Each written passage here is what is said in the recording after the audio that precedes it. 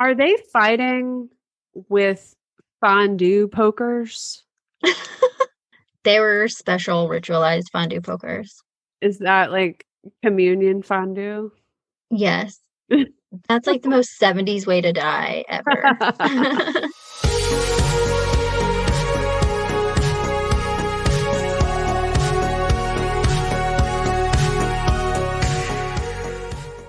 Welcome to Cover Your Eyes. Today we're talking about The Omen from 1976. What do you think about? So, in the beginning of the movie, it starts out with him in Rome, like rushing to the hospital, and you just hear this voice saying, "The child is dead, the child is dead," or "The child died, the child died." And then you find out he's getting to the hospital. His wife was having a baby, and then that baby died. So, supposedly it was stillborn. We're made to assume that. So the priest is telling him about it, but they haven't told his wife that yet.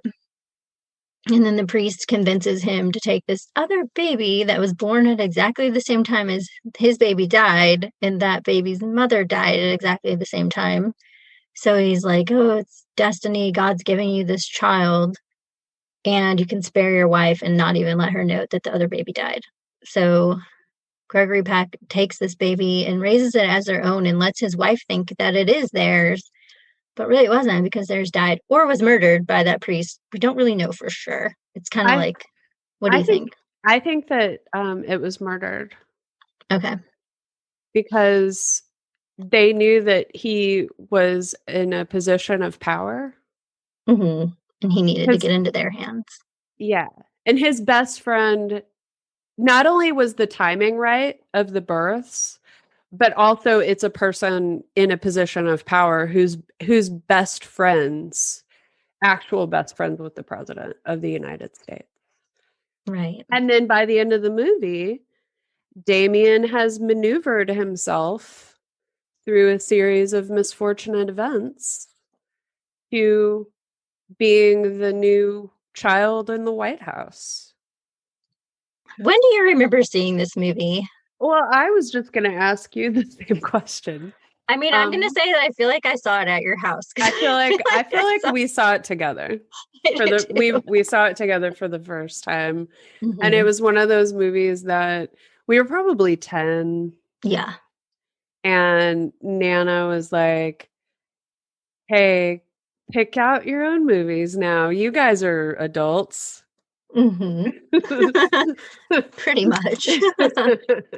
So I was pretty anxious to see this one. I had already seen The Exorcist and Poltergeist. I feel like there's and Rosemary's Baby. Yes. So I was well versed in Satan. The church lady. Yeah, this definitely made me think of Rosemary's Baby, and when I was watching it too. I feel like we need to watch that one at some point, because I know I watched that one with you. I'm completely obsessed with that movie. Mm-hmm. So much to say. Do you remember being like scared, or what did this movie do to you? I didn't feel scared. I felt incredibly annoyed, and I was like, this kid is such a fucking brat. And every time he's around, it's really loud. Whenever we are at this birthday party for Damien, it's his 5th birthday, the nanny and Damien walk up to Robert, and Damien has some sort of a candy that is shaped like, let's say, a cigar. It had a cigar-like shape, and sticks it in Robert's mouth to take a bite out of. And I don't know. I didn't pay attention to that, honestly. Oh, well, okay. So I thought it was interesting because it actually marked, because up to that point we get this fantasy world of this family. And we also see this this awesome photo montage of all the fun they have. Yeah. And with Damien. So then everything's hunky-dory, and then the beginning of the end, and it all starts with when Damien sticks that candy bar in his dad's mouth and has him take a bite out of it. There's a blatant phallic symbol right here with this candy bar. Huh. And I'm gonna have to go Damien, back and rewatch it. he's like, and he like shoves it in his mouth. He's like Okay. shoving the candy bar in his dad's mouth, and his dad's like, oh, okay. And he takes a bite.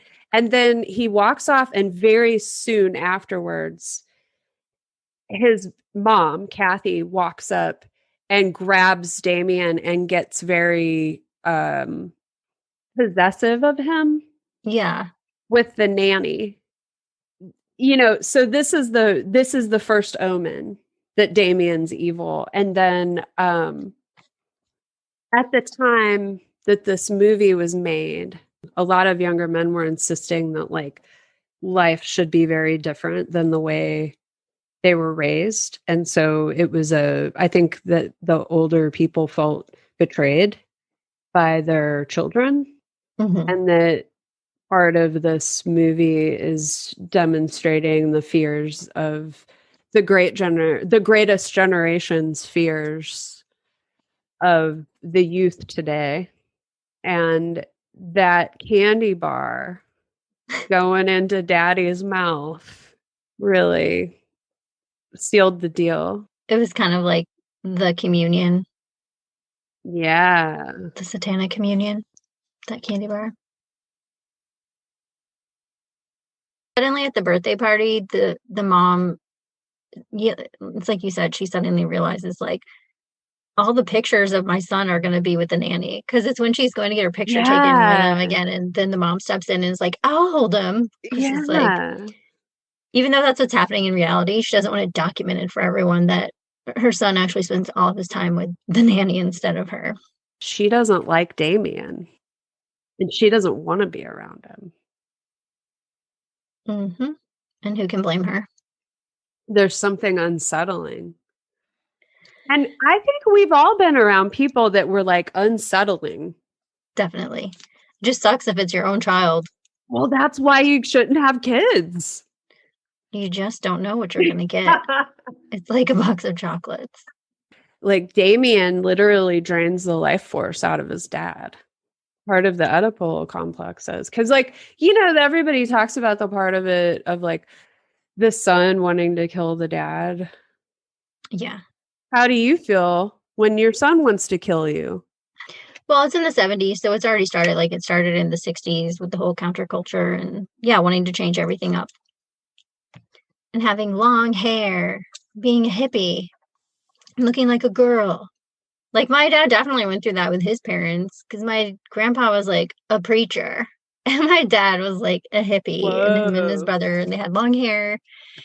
And you had to have like permission to have long hair at the high school. And so him and my mom worked in the office at went to a different high school, but she worked in the office at her high school, so she had access to like some of the materials, and they printed out like fake ID permission slip things saying that they had permission to have long hair. Isn't that crazy? They had to do that just to go to school with hair like below their chin or something.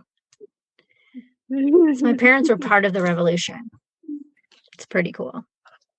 I think that explains a lot about your personality. Yeah, so I think that's a good yeah, that's like another good subplot of the movie that I didn't think about. Their youth, their progeny coming along and threatening their way of life and changing everything. And Well, and then Damien's like an extreme example. the younger generation of politicians are Oh. agents of Satan with their Mhm. liberal ideas, coming riding into town, telling everybody that gay people are okay and women are okay and black people are okay and whatever else kind of crazy shenanigans these youths want to get into. So this movie makes me kind of like have a panic attack. But again, it's just like it's overstimulating Yes. to the senses. Mhm. It's like you feel like you're being chased by the hounds of hell in your ears, like through your ears. I feel like this movie is one of the reasons why I never had kids.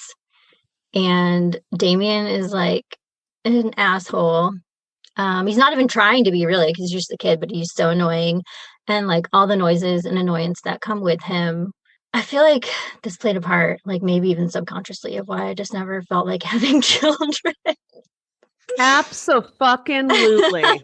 So there's the whole religious aspect, but then I feel like also the undertones of like how when you have a child, it's basically killing you slowly.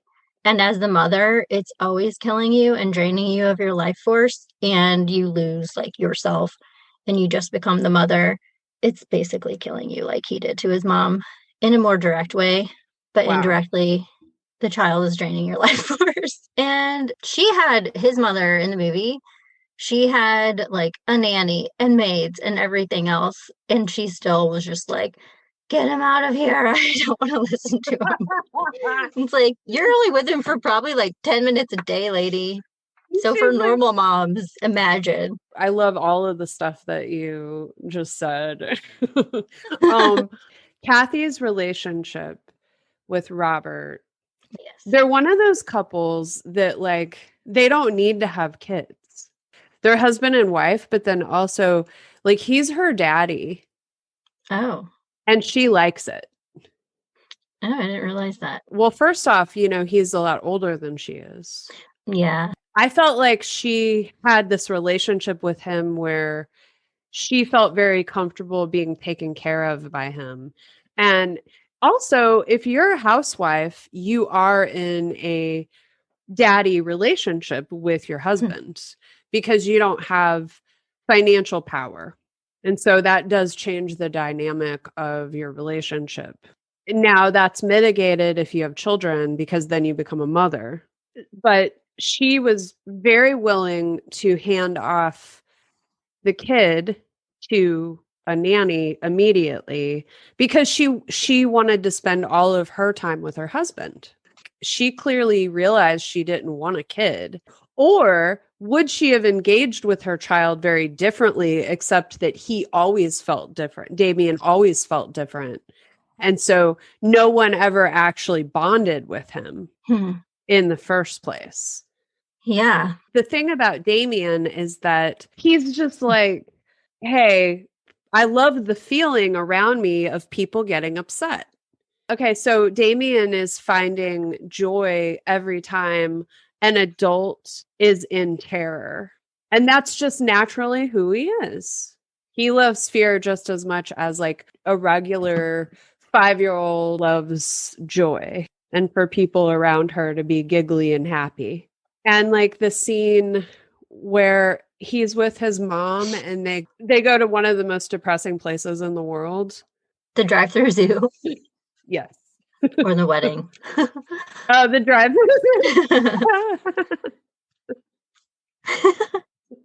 No, weddings are great.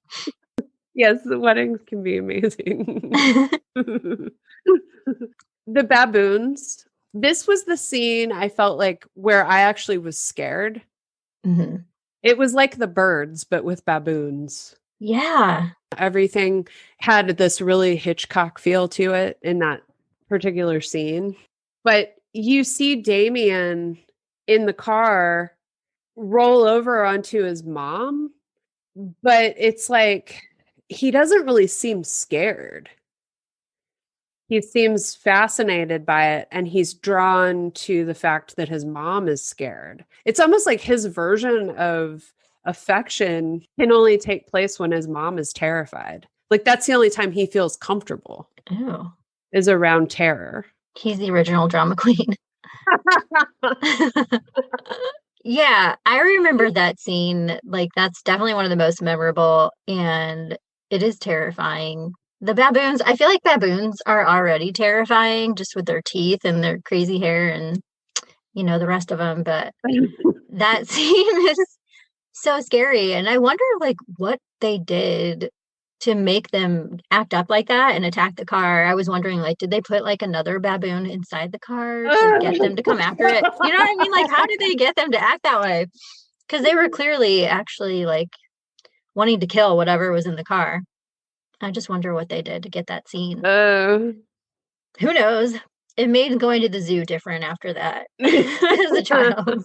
Well, there's two things with that scene. Don't go to the zoo because it's terrifying. But then also, if you do go to the zoo and the animals start running away from any of the little kids you're with, stay away from that kid because Good they're advice. evil. The scene whenever Catherine and Robert are picking out their house, Robert's now an ambassador to Britain, and the house is like really giant, and Robert's kind of like, this house is really excessive. And she's like, oh, come on, darling, you're gonna be the president. And then he's like, you could be too sexy for the White House. I love that. This guy is a really great husband, and that is so rare to see in the movies that we have been watching. The fact that he would be tasked with killing a child is the ultimate test of God. Like, this is like the Abraham Isaac story, right? Yeah. I'm thinking, what God is this that would want to torment you to make sure you're loyal? Like, that sounds sociopathic to me. That doesn't sound like anything I want to have a part of, And like, that stood out to me too as a kid. And it was just one more thing that had me going, like, I don't want anything to do with the church. It's gaslight. And then like he has this priest chasing after him, which by the way, like, this priest needs like serious coaching in how to talk to people. Oh my God. I know, that's like exactly what I wrote down pretty much. It's like he needs to work on his delivery. If you really have an important message to get across to someone, work on your delivery. He's like coming in hot and rambling, and especially for someone who, if you're not Catholic and you just start telling someone like you need to drink the blood of Christ and eat his flesh, it's like, dude, where are you coming from with this? So if you're Catholic, you're like, okay, that's taking communion. But if you're not, that could sound very extreme and make it hard for someone to believe the rest of what you have to say. Well, later we find out he's on morphine. I mean, I've never seen anyone on morphine act like that. I was gonna ask you about that. Like, He seems more like methy to me. he shows up like right around the same time that Mrs. Balak shows up. Yeah. Who's Damien's nanny, who's like an agent of Satan. And she very quickly isolates Damien from his family and encourages any sort of like satanic activity. The priest shows up at the same time. So I was like, what if this is some weird like long con between the priest and Mrs. Balak? And they're actually just like gaslighting this family to gain control. And Damien's just like this poor kid, had a traumatic birthing experience. And so he didn't really have good attachment abilities as an infant and was like very cranky. So then, the bonding wasn't there because they were always nervous around him because he cries a lot. And then the dad in the back of his mind is going, well, this kid isn't really mine. I don't really know where this kid is from. Which, I mean, isn't that like a huge fear that men have generally? Of like, is this kid really mine? Because really, do you ever really know? Like, I'm sure there's lots of men who have thought that. I mean, isn't that how we got the patriarchy in the first place? So, that's what Maury Povich is for. I forgot about that. Shit, I forgot what I was saying. Yes, like the long con with Mrs. Blaylock, Balak and the priest. I mean, I'm half joking, but at the same time, I'm like, what if this guy is just going like nuts because this priest is like harassing him? There's this crazy nanny and this dog that growls whenever anyone comes near the kid. Now, obviously, as the movie progresses, it's clear that it's Satan, but it was fun to entertain the idea that something else is going on and that Satan has nothing to do with it. Now, I Mhm. don't actually think Satan has anything to do with it because I don't think Satan is real. Satan is our collective shadow that we don't want to look at. And it's been projected into this personification that's actually become a vibrational frequency that has some sort of influence. And the thing that energizes it is fear. So any way you perpetuate fear, you could say is of Satan. Okay, so here's the problem with that though. One of the biggest organizations that perpetuates fear is the church. They tell you that you're dirty from birth. They tell you that you have to repent. And they tell you that you can only follow a certain set of rules and worship a certain God in a certain way, thus making people hate themselves and feeling like they're wrong no matter what they do. How is that not satanic? Mm. Whenever you have any sort of organization or person like warning you about the ways of these other people and you shouldn't do this because this is what they're doing and it's bad. Bet my bottom dollar that the person telling you that is the one that's actually doing those things. And it's like a sleight of hand trick that magicians pull. Hmm. Also, okay, sorry. Ugh. I need a break. I need to cool off. Okay. Yeah, it's like, methinks thou dost protest too much. Exactly. Exactly. And you notice these guys always get busted for weird sex shit. And so I know. here's my other thing, okay? So, have you ever heard people say like, well, dear, if you didn't have a Bible to follow, then how would you know right from wrong? And I'm like, don't you have like the internal compass of that whenever you do something shitty, you don't feel good inside? And so then you don't do it again? So to me, whenever I hear stuff like that, I'm like, oh, you need somebody else to tell you that because you don't trust yourself that you actually have that inside of you because you feel like you have quote unquote demons that Mhm. need some sort of like established place where they can be restricted, like a church, which I guess is good because maybe that keeps a lot of like people from doing a lot of crappy stuff that maybe they would actually do because it also like teaches people to cover up a lot of horrible shit that is happening because there's also this whole like appearance thing. Everything has to look a certain way. It's just the whole thing it's just like a clusterfuck of fears.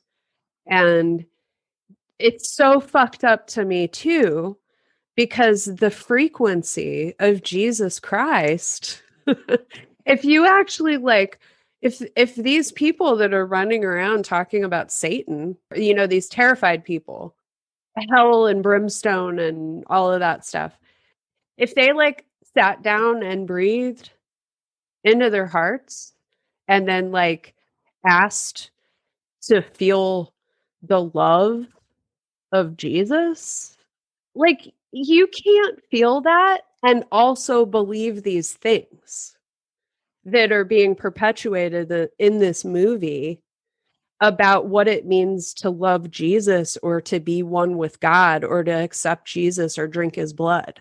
Jesus doesn't want you to have guilt and that you're actually like worshiping fear because you think you're fundamentally wrong because you were born and that your body's bad, that doesn't make any sense.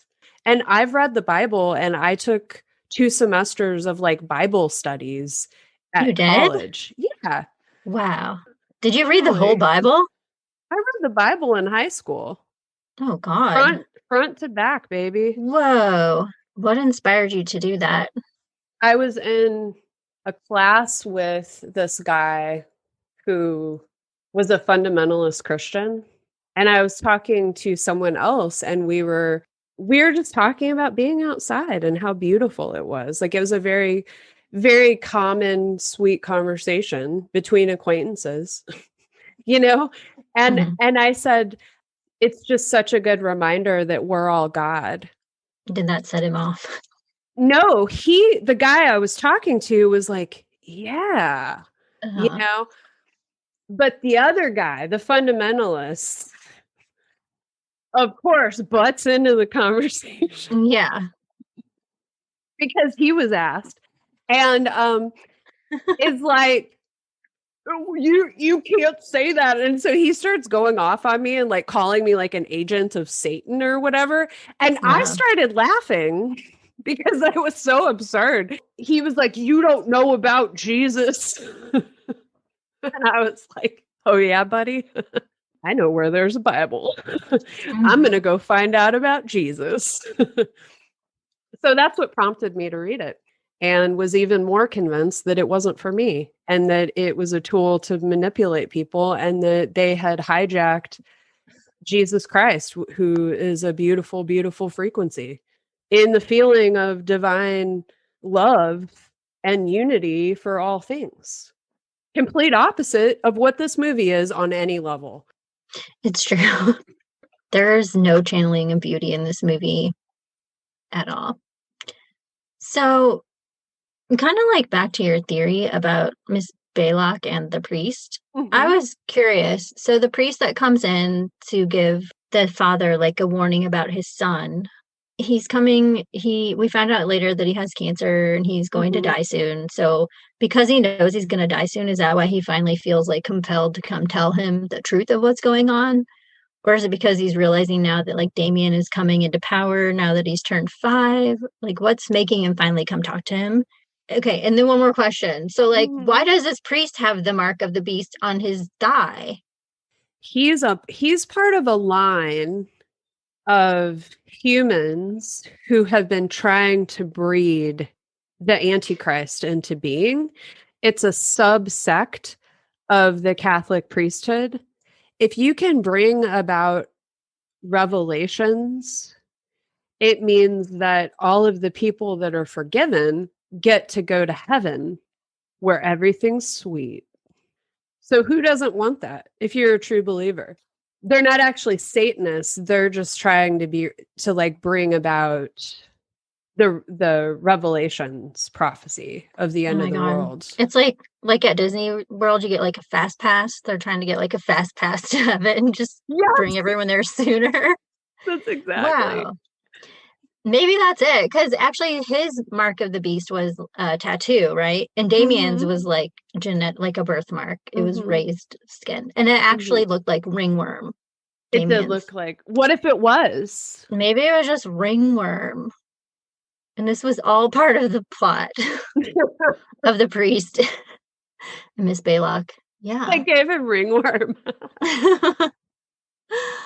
Okay, maybe that makes sense because otherwise, I don't understand why the priest would have the mark of the beast and then why he would be coming to warn the dad about Damien now. It's like he had a change of heart or something. The question really about Damien. So we know Damien's mom is a jackal.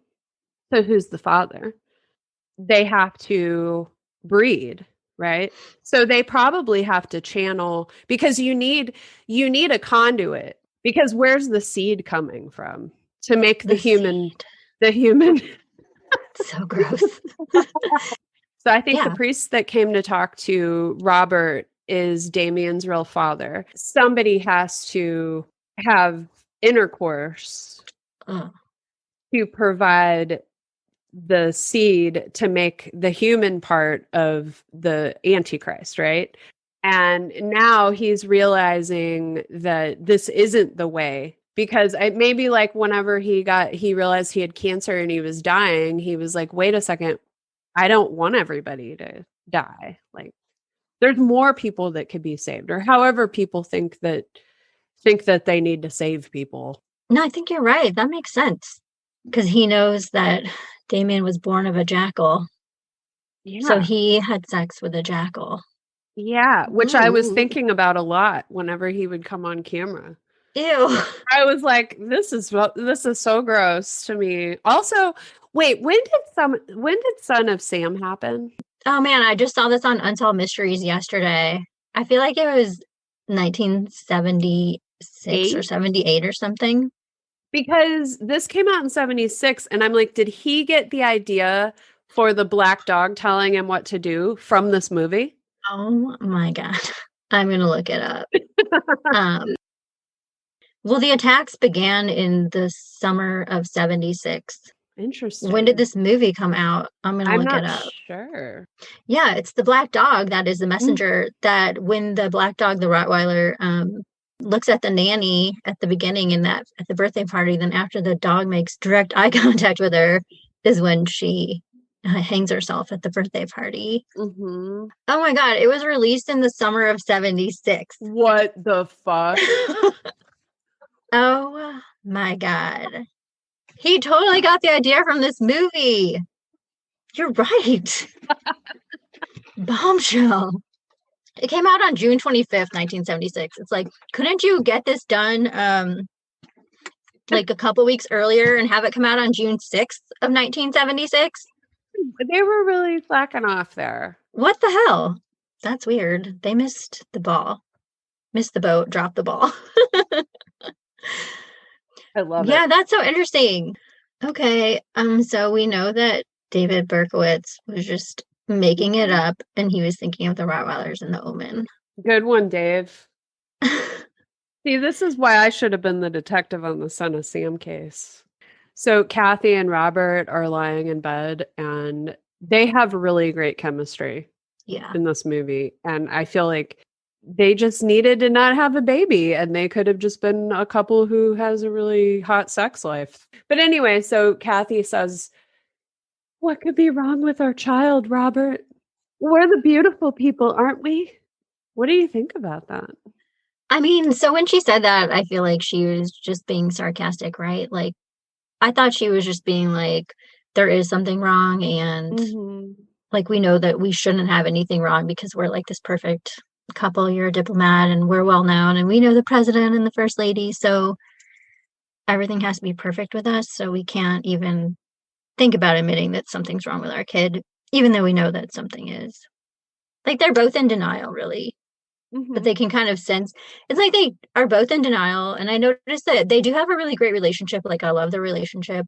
But there are certain things where it's like they're not talking to each other about it. They're like skating around it. Everything to do with Damien. So when she wants to see a psychiatrist, she like doesn't really tell him what's wrong. Like when her husband's asking what's wrong, she doesn't really want to talk to him about it, but she says like I need to see a psychiatrist. And then she's like, find me a psychiatrist, find me a doctor. And he's like, I will.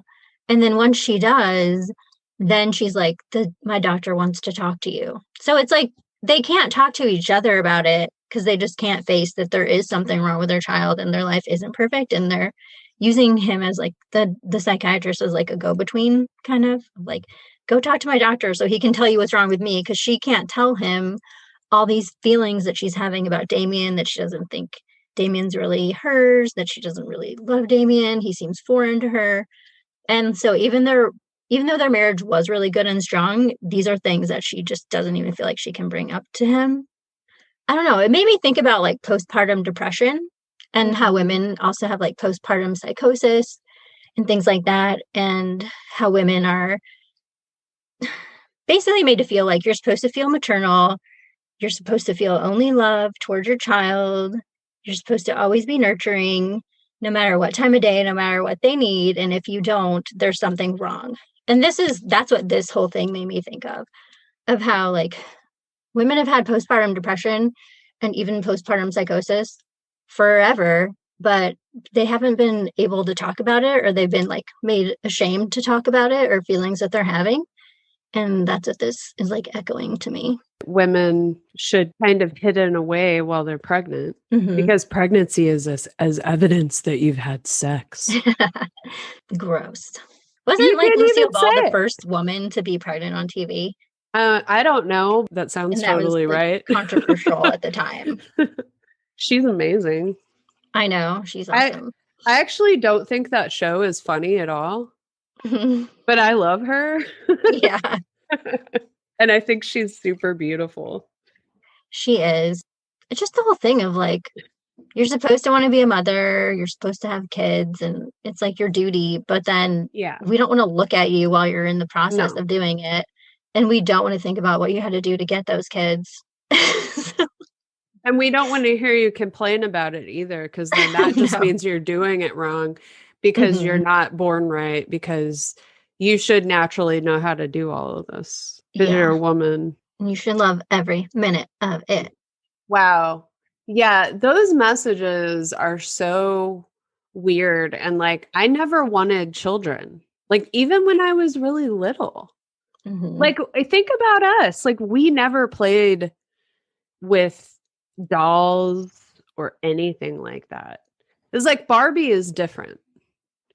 I remember playing with Barbie, but we would like cut her hair. Yeah. Remember we would like cut her hair into like mohawks and stuff and Yeah.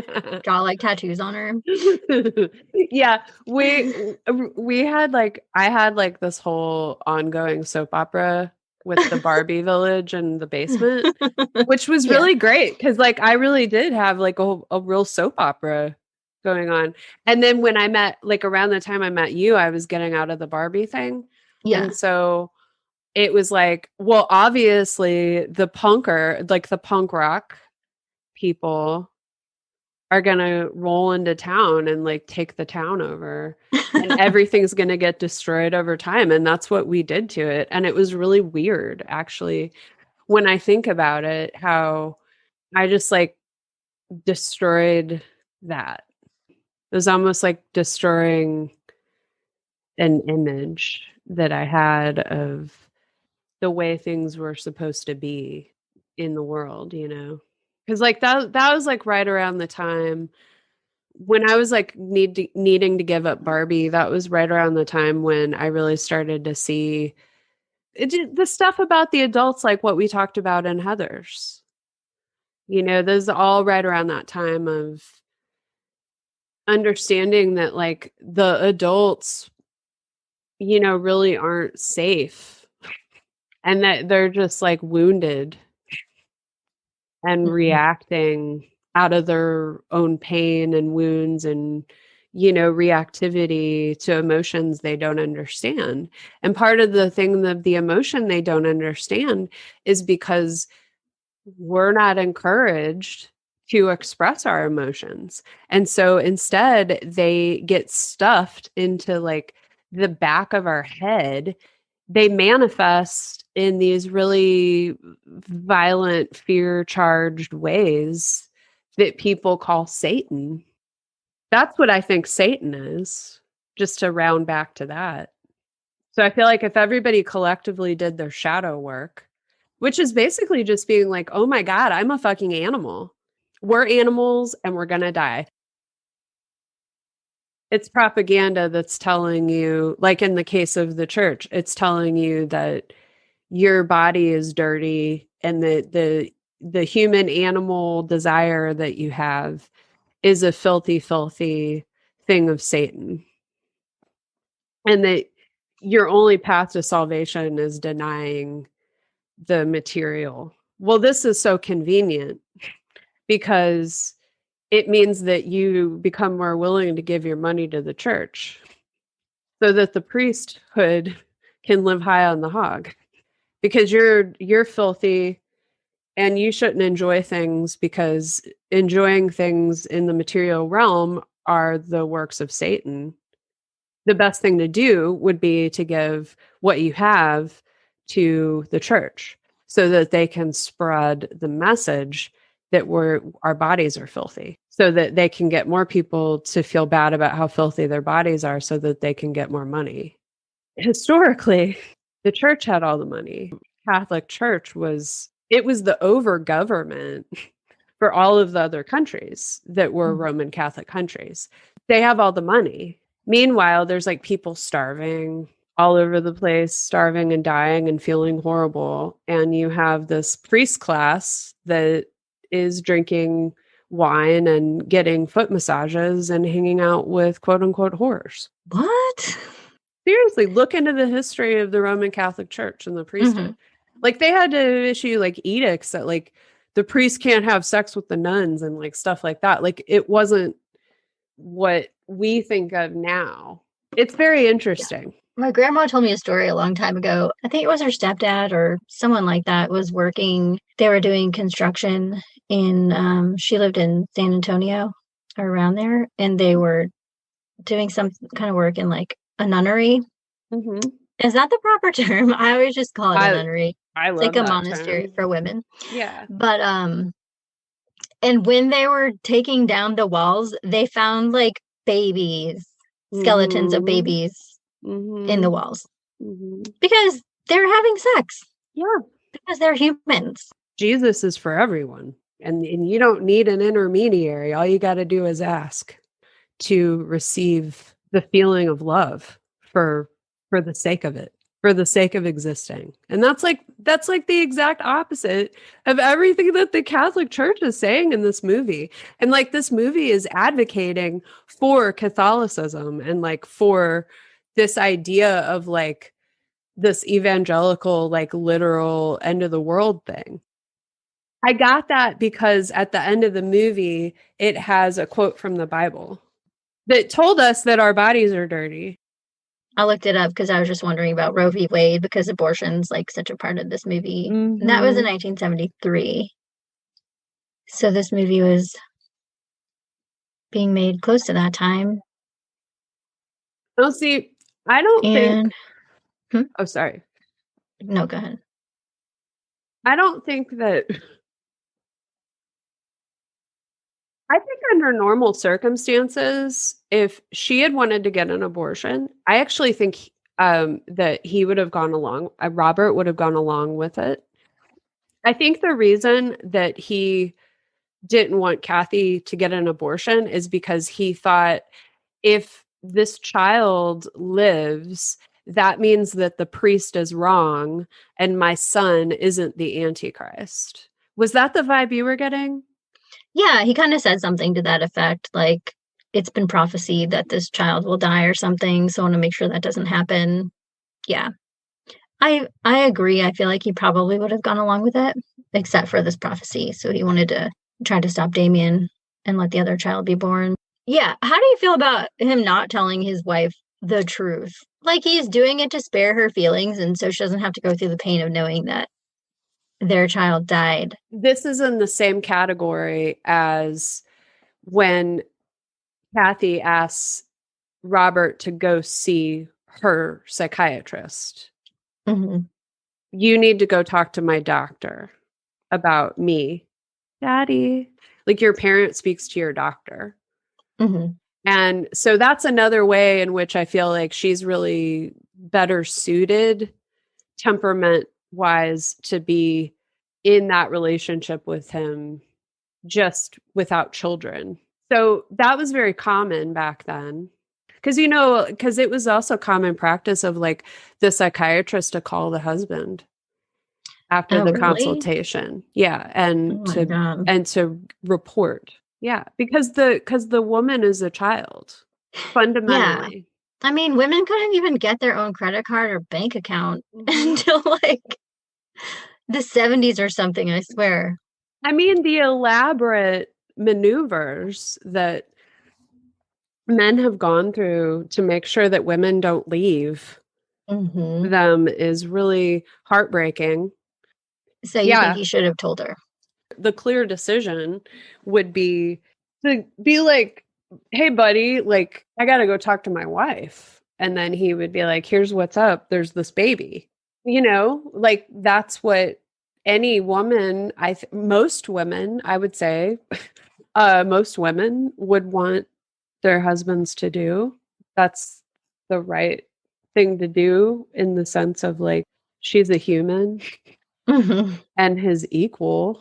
However, maybe there were some women, I think there's some women who were fine with their station of being taken care of that way and being sheltered. And I know that because I knew some women that were like that were much older than me when I was little and like some great aunts and they were repulsed by the women's movement. Oh no. Yeah. And Hmm. that and even as a child, like that was incredible. Some of the things I would hear them say is just very misogynistic and very threatened because they never learned how to take care of themselves in the material world. So the fact that there were women demanding that was scary to them because then it was like, oh, that might mean that men will stop taking care of us. And that's scary because I don't know how to do that. I'm like 60 and, 1980, like, or Hmm. older. So I don't know if she would prefer it. Because she does ask him to talk to the doctor, which to me says like my preference is to defer my power. So if her preference is to defer her power, then maybe it was the best decision. Or on the other hand, it probably wasn't. Now, what I think kept him safe for so long is that he held doubts the longest that Damien was the Antichrist. Everybody else that died became convinced very clearly. Whenever the nanny was shown the face of Satan through the dog and she committed suicide, this is what happens when you're exposed with certainty to the face of Satan, right? It's Hmm. like you die. But then there's also the people that died, like they knew that Damien was a conduit. Robert held out the longest. He wasn't convinced until he had physical proof. I like to think that that was deliberate because I did have the question of like, why does he get to be the one that lives the longest? Like, okay, so logically, as a murderer, one would knock out the most powerful person in the group. Like, if you want to knock out a group, Hmm. you want to take down the most powerful one first. Because then if you take the leader down, the group disperses. So you Yeah. would think that like that Satan would know that and that Satan would take down Robert first. So I was thinking this whole movie, I'm like, how do I respond to Satan? How do you diffuse the dense vibrational frequencies of Satan, if you want to call it that, or evil, or what people call like psychopathic energy? What is happening when this person is being a conduit of psychopathic energy? They are creating fear situations for other people.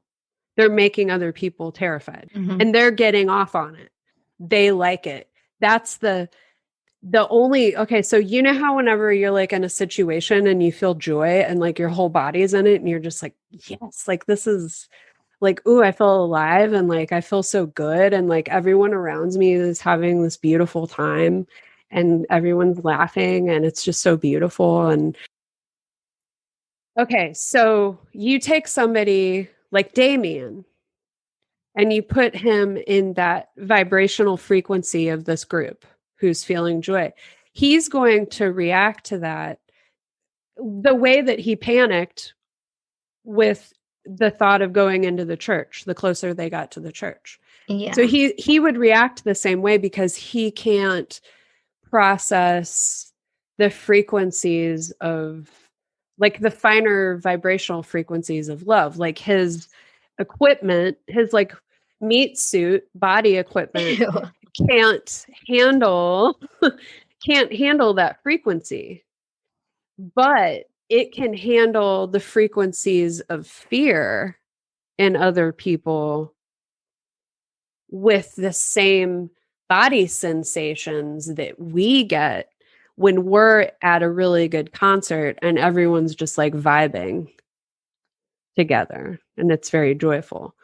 So that is so sad, you know?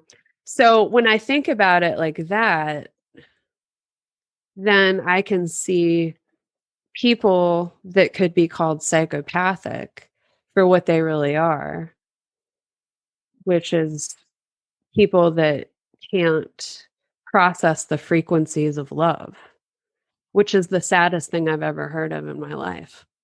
And so I can easily drop into my heart with that.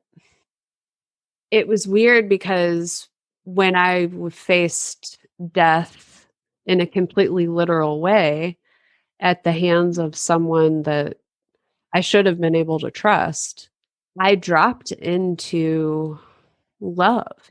And I have to say that I felt the angels with me. And I don't know how I got to my car Wow. from having a gun held to my head. It was a miracle. From having what? A gun held to my head. Oh my God. It was a miracle.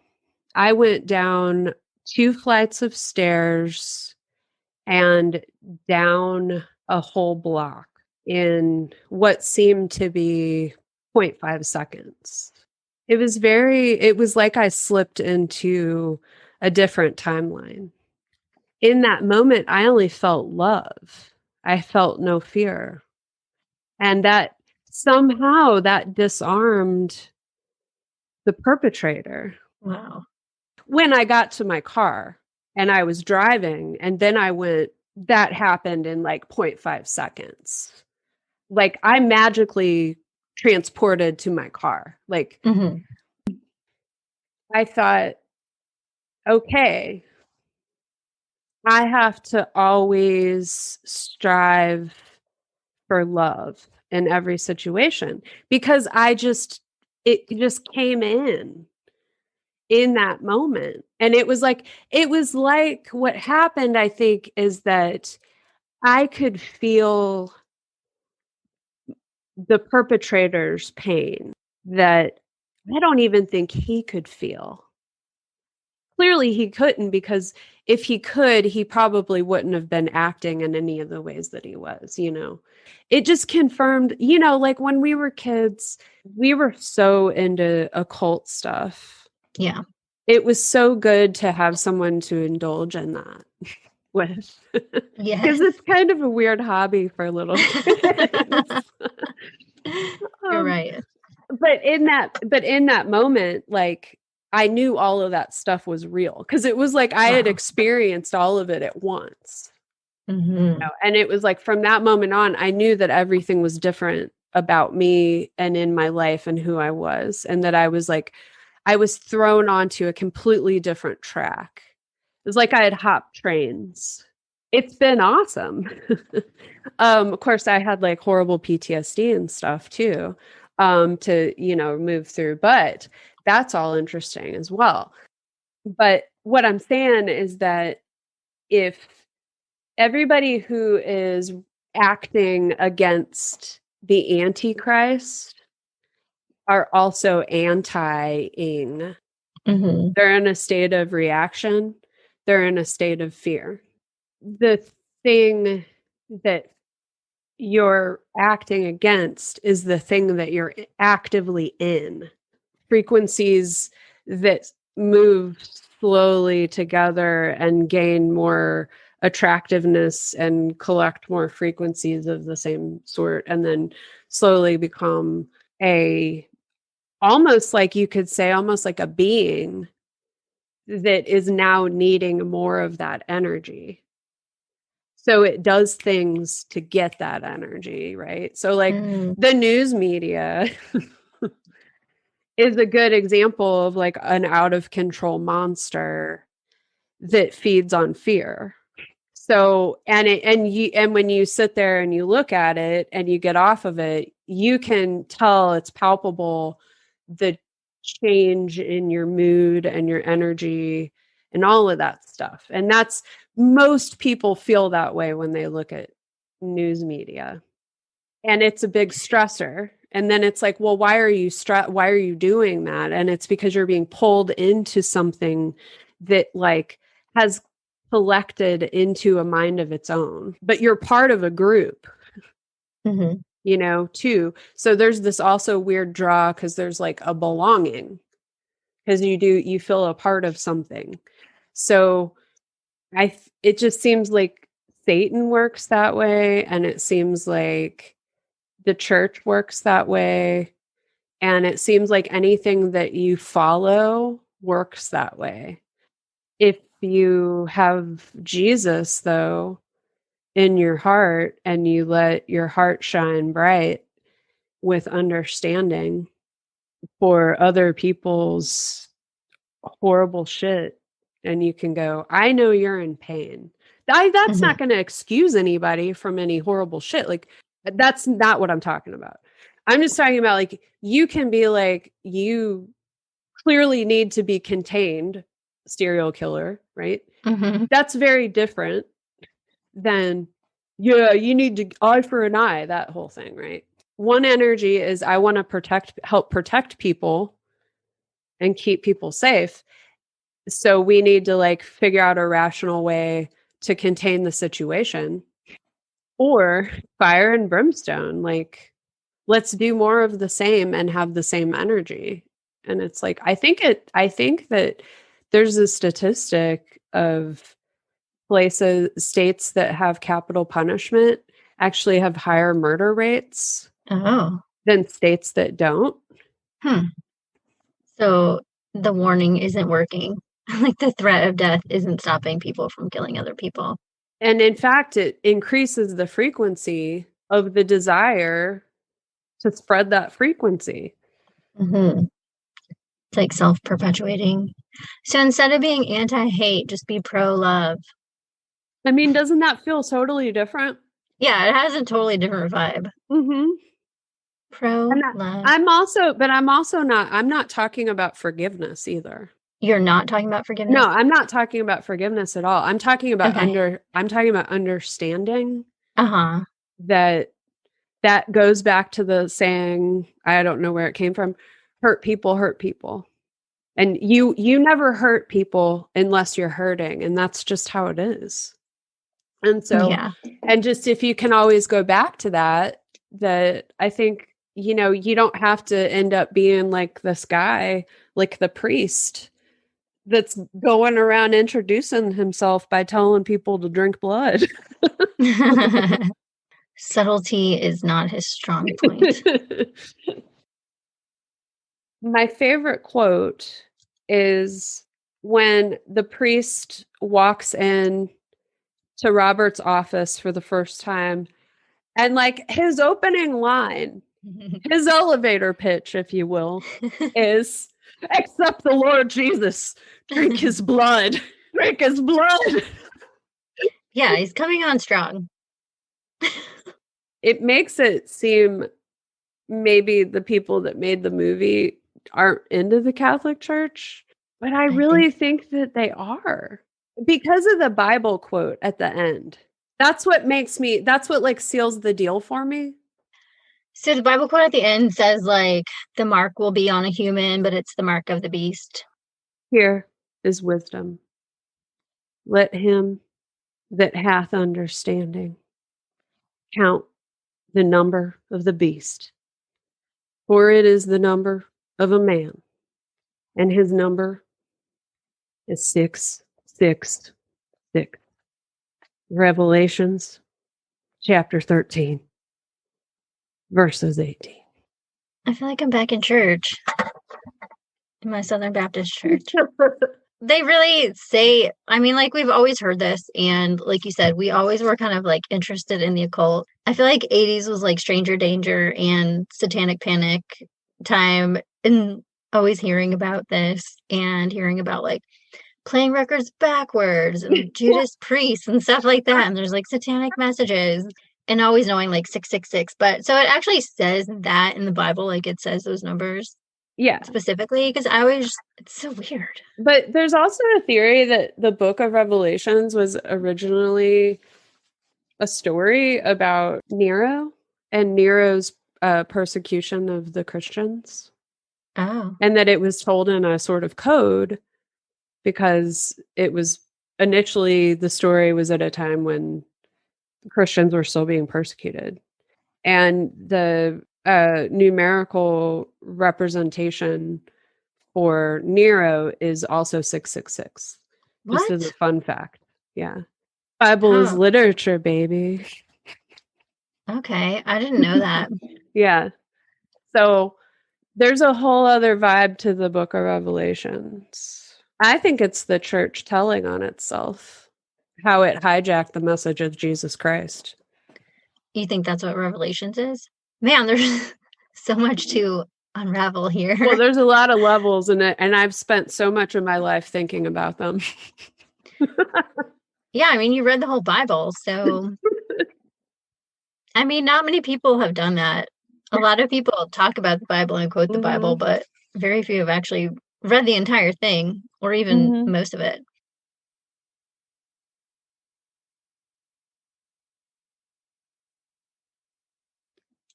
So then at the end, the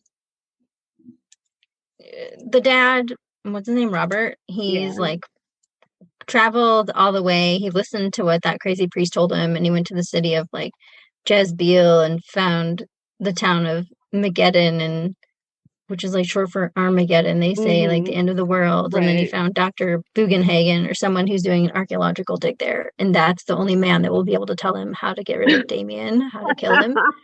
So him and the photographer go on this mission to find this guy. And then he gives him, so the Dr. Bugenhagen is like, yes, he's Satan and you've got to kill him. You've got to kill him in a certain way with these knives in a certain formation. When the dad leaves, he's like, tells the photographer guy who was accompanying him, like, oh, he told me I have to kill him, but I don't think I Hmm. can. Like, he's just a little boy. And the photographer's like, he's not a boy. He's, evil. He's Satan. And then he's like, I don't think I can do it. And he throws the knives down. And then the photographer's like, then I'll do it. And when he goes to grab the knives, at that same time, like a truck full of glass panes is Oh my backing up, God, no. and one of the No. panes slides off and decapitates the photographer. So It's kind of graphic. I thought it seemed pretty real for 70s movie. They did a pretty good job. it was so graphic. And I didn't know it was coming. Did you remember I it? didn't remember it. Like, isn't that interesting that we saw this when we were little kids? Yeah, I feel like Like, that would have been scarred into my brain, but I didn't remember. So either I blocked it out or like I covered my eyes at that moment or something. I don't know. I know I was scared of rods after seeing this movie. Like, whenever I would see like a rod or Yeah. like a fence that has like pokies on top. Yeah. Um, what are those called on the Um, fence? I know. It's like a wrought iron fence with, I think Yeah. they're called pokies. I don't know. I can't think of it. So yeah, so then poor Robert has to like watch this guy get beheaded. It's like he just found out his Yeah. wife died. Or actually at that point he didn't. Did he know then that she was dead yet? I can't remember the order, but Yeah, he did. okay. He's having like a terrible day.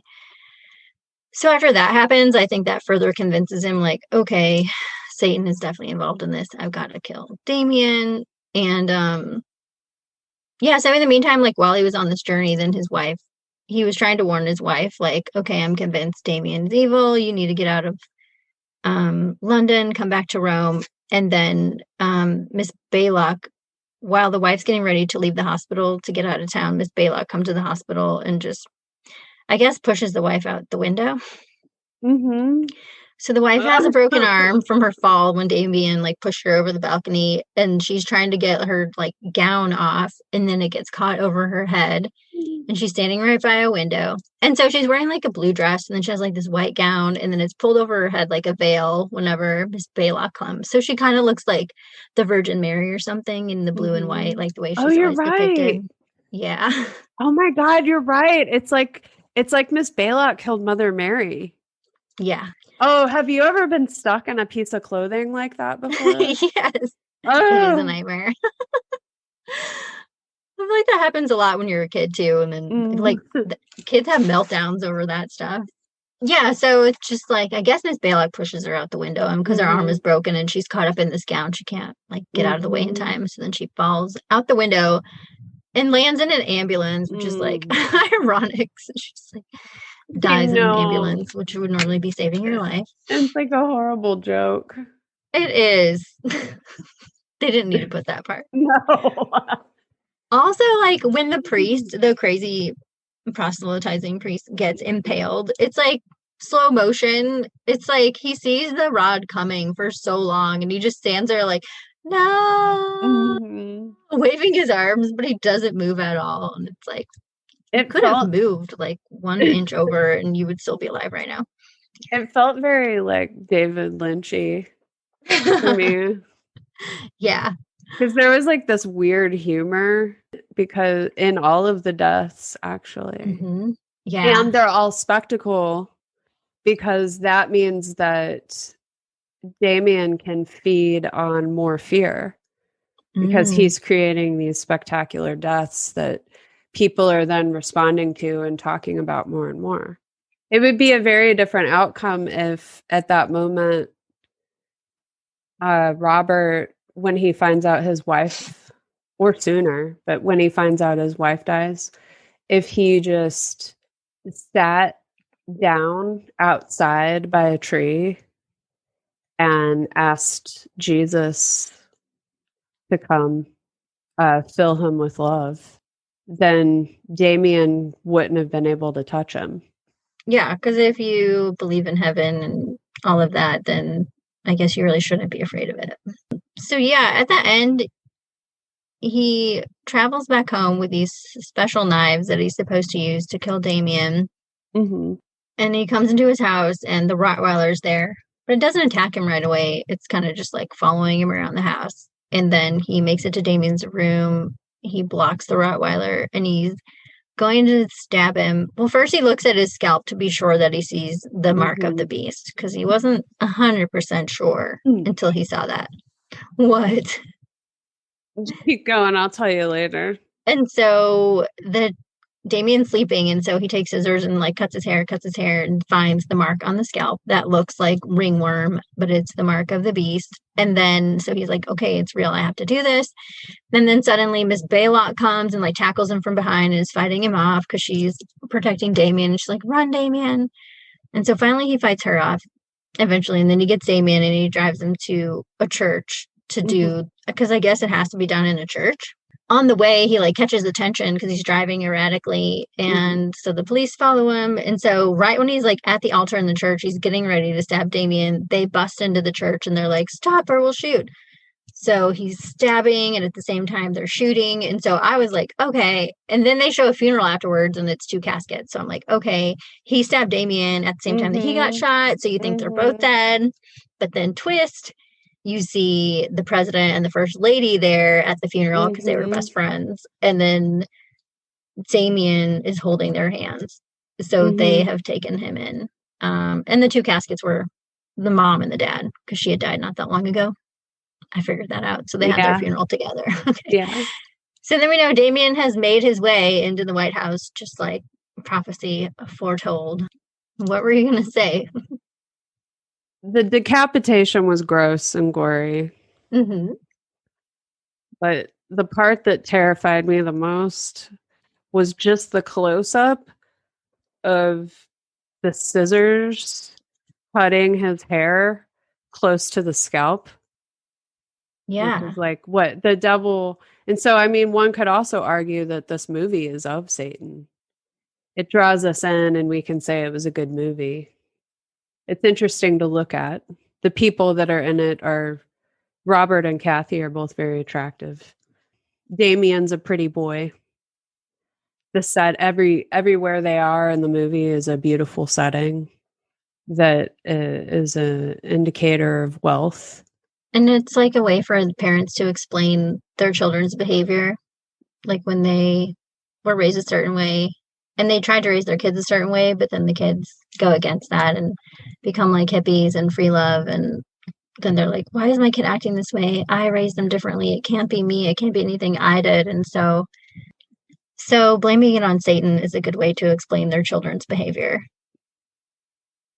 Definitely. Which again is like a denial of their own shadow. Yeah, so I want to do more research to see is like the people that made this movie, Hmm. are they Catholic?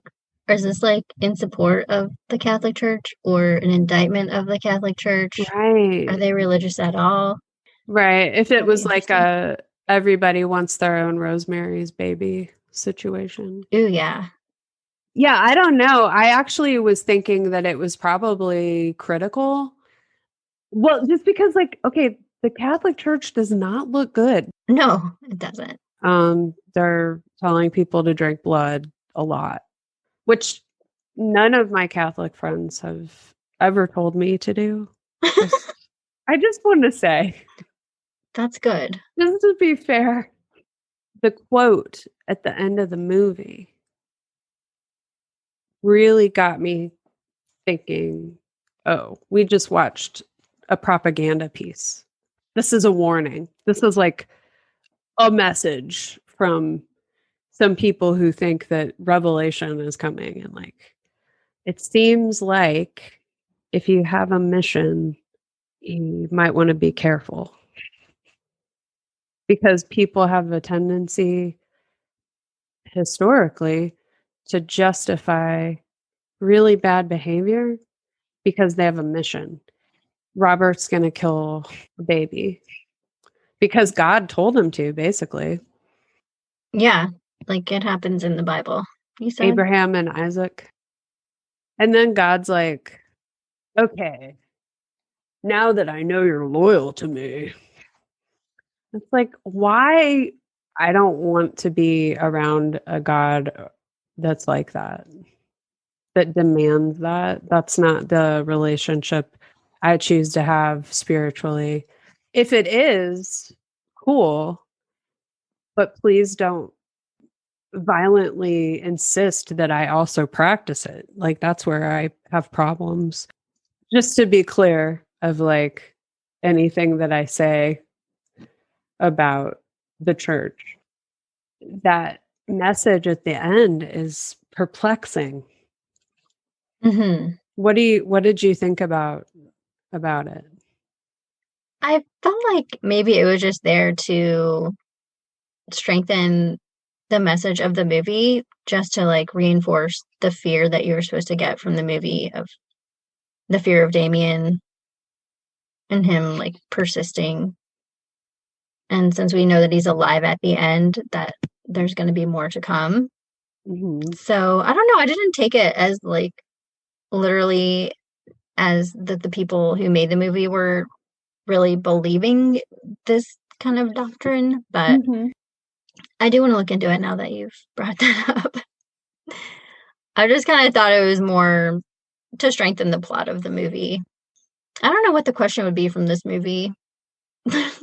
Like usually there's some kind of situation in a movie where we would Have say, you if this has ever happened to you, have you ever had your head shaved to reveal the mark of the beast?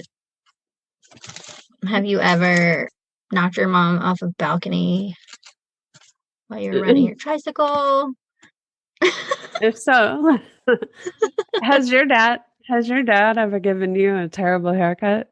If so, let us know at cover your eyes podcast at gmail.com. Also, if you have ideas for other movies we should cover in the future, we'd love to hear those too. Thank you for listening to Cover Your Eyes podcast. If you like our show, please feel free to count the ways. Find us on patreon.com/Cover Your Eyes. You can also visit our store on Redbubble at Cover Your Eyes Podcast. And don't forget, we love it when you subscribe, rate, and review. Are we going to say see you next Tuesday still? Okay, we could say, bye, y'all. See you next Tuesday. Yeah. Okay. Said that little shit, he did it. He made his way to the White House.